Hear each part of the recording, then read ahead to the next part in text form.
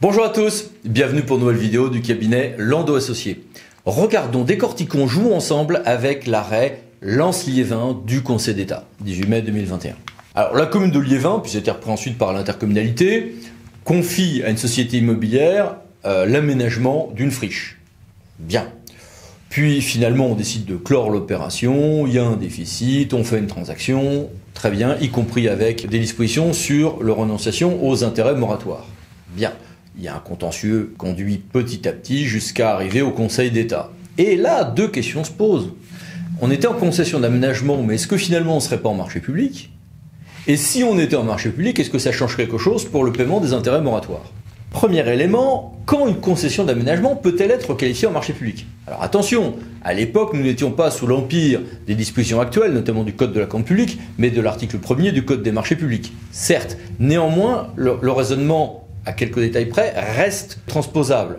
Le Conseil d'État note que l'article L300-4 du Code de l'urbanisme, dans sa rédaction alors applicable, sur les concessions d'aménagement, n'excluait pas une requalification en marché public. Tout dépend de ce qui est confié, bien sûr, il faut que ce soit une opération d'aménagement, mais ça c'était bon. Et deuxièmement, quid de la prise de risque? Or, le Conseil d'État nous dit, mais non, le concessionnaire n'avait pas réellement pris de risque financier. Exactement comme la frontière entre marché et DSP. Il n'y avait pas de prise de risque, il n'y avait pas une rémunération substantiellement assurée par les résultats de l'exploitation, de l'opération d'aménagement. Donc, on était en marché public et pas en concession d'aménagement. Point. Ce qui conduit à l'apport sur les intérêts moratoires.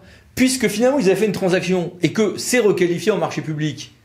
Alors, on va avoir un problème, puisqu'on a la loi du 8 août 1994 qui nous confirme bien, qui est réputée non écrite, toute renonciation au paiement des intérêts moratoires exigibles dès lors que j'ai une clause de renonciation à compter de l'entrée en vigueur de la présente loi, quand bien même c'est en application ou à la fin d'un contrat qui lui était antérieur.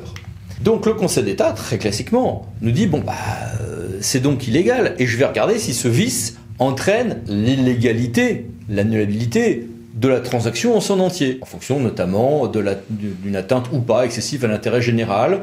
Et donc, en l'espèce, le Conseil d'État nous dit non, mais ça entraîne bien l'illégalité du protocole transactionnel en son entier. Donc, opération d'aménagement ou pas, concession d'aménagement ou pas, le juge va regarder si en réalité on n'est pas en marché public, grand 1, et grand 2, il va ensuite regarder si j'ai par exemple un protocole transactionnel, si j'avais le droit ou pas de renoncer, en l'espèce par exemple, aux intérêts moratoires avec une éventuelle illégalité, sachant que évidemment si on passe en marché public, là, la censure devient certaine.